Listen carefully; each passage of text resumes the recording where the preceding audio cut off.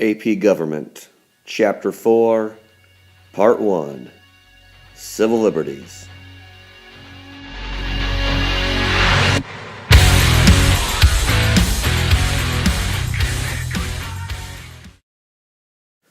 Your civil liberties are protections from government, but these freedoms were not necessarily guaranteed in some state constitutions. Take a quick look at this political cartoon. You see James Madison and you see the Ferguson police.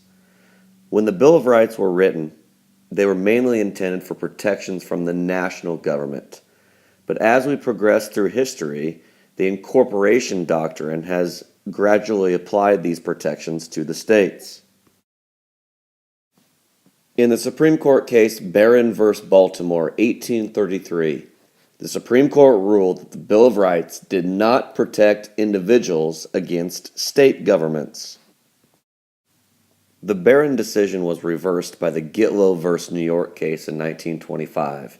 This court case started the process of incorporation, where the Bill of Rights, through the 14th Amendment Due Process Clause, were applied to the state and local governments.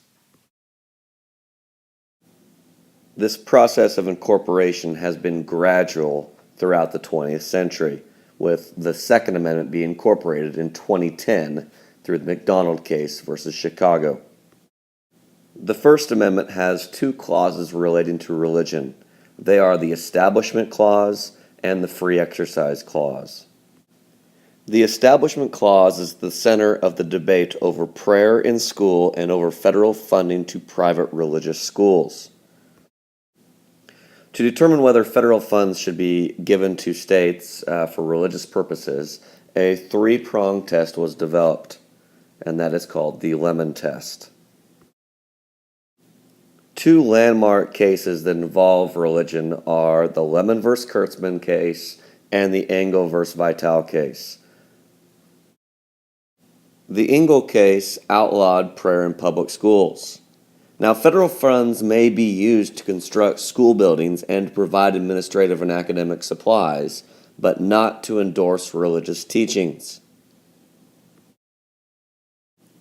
Now let's take a look at unprotected speech.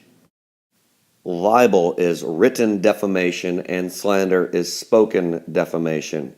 Neer v. Minnesota involves the prior restraint doctrine. Prior restraint is government censorship of the press.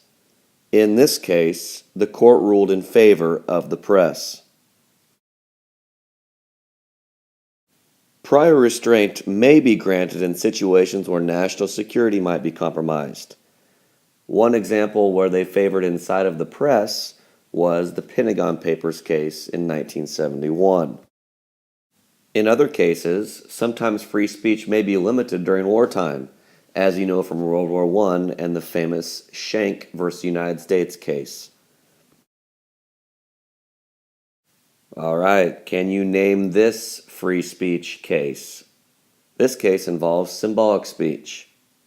That's right. Texas v. Johnson, 1989, which ruled flag burning is illegal and protected symbolic speech. Commercial speech, such as advertising, is more closely regulated by the Federal Trade Commission. And commercial speech on radio and television, this is regulated by the Federal Communication Commission, or the FCC. Speaking of commercial and TV, can you think of any examples where these people might have violated the Federal Trade Commission or the FCC? Be ready to share your examples in class. Should publishers be required to give their sources out? Well, many states have shield laws, and that protects journalists. But does that violate the First Amendment? What about obscenity? There are two cases that you must be familiar with. The Roth v. United States case, 1957, and the Miller v. California case, 1973. The Roth case said that obscenity is not protected under the First Amendment. And then the Miller case in 1973 clarified with an obscenity test. Finally, an important libel case to know is the New York Times v. Sullivan case, 1964. This is in the heart of the civil rights movement. Libel is really hard to prove, as in the Hustler v. Falwell case and in this case. And usually, public figures must prove that the insults were intentionally malicious, or actual malice is the term. All right, there you go. Civil Liberties, AP Government, Chapter 4, Part 1. Stay tuned for Part 2 coming later this week as we explore more civil liberty protections in the Bill of Rights.